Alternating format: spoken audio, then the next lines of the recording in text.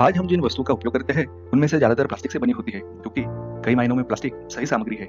हम इसे इतना मजबूत और कठोर बना सकते हैं कि अंतरिक्ष जहाजों के निर्माण के लिए या हड्डियों को बदलने के लिए उपयोग में लाया जाए, या फिर इसे पर्याप्त पतला और लचीला कर सकते हैं ताकि शॉपिंग बैग बनाने के लिए जो कॉइन से भी हल्का हो लेकिन 8 किलोग्राम तक वजन उठा ले। अन्य सामग्रियों के विपरीत प्लास्टिक जंग नहीं खाता या सड़न भी नहीं। यहाँ तक कि जब हमें केवल कुछ वक्त तक इसकी आवश्यकता होती है, यह सदियों तक वातावरण में रह सकता है। हम कई टन प्लास्टिक का निर्माण करते हैं क्योंकि यह सस्ता, टिकाऊ और आसानी से मिल जाता है। लेकिन प्लास्टिक की ये विशेषताएं जो इसे हमारे लिए उपयोगी बनाती है, उन्होंने ही महासागर के जीव जंतुओं में अफरा तफरी मचा रखी है। जहां हमने फेंका हुआ 10% प्लास्टिक, जो कि लाखों टन है प्रतिवर्ष, यही महासागरों में समाप्त होता है।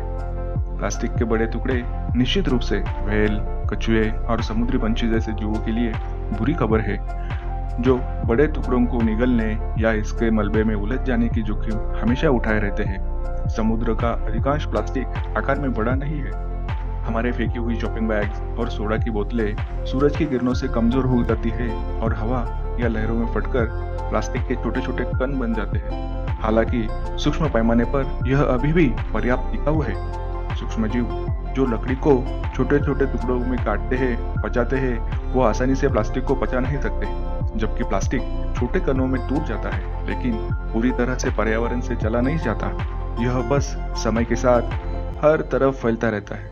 यही कारण है कि हमने आर्कटिक से अंटार्कटिका तक और समुद्र तल से सतह तक समुद्रों में हर जगह सूक्ष्म प्लास्टिक को बहुत अधिक पाया है।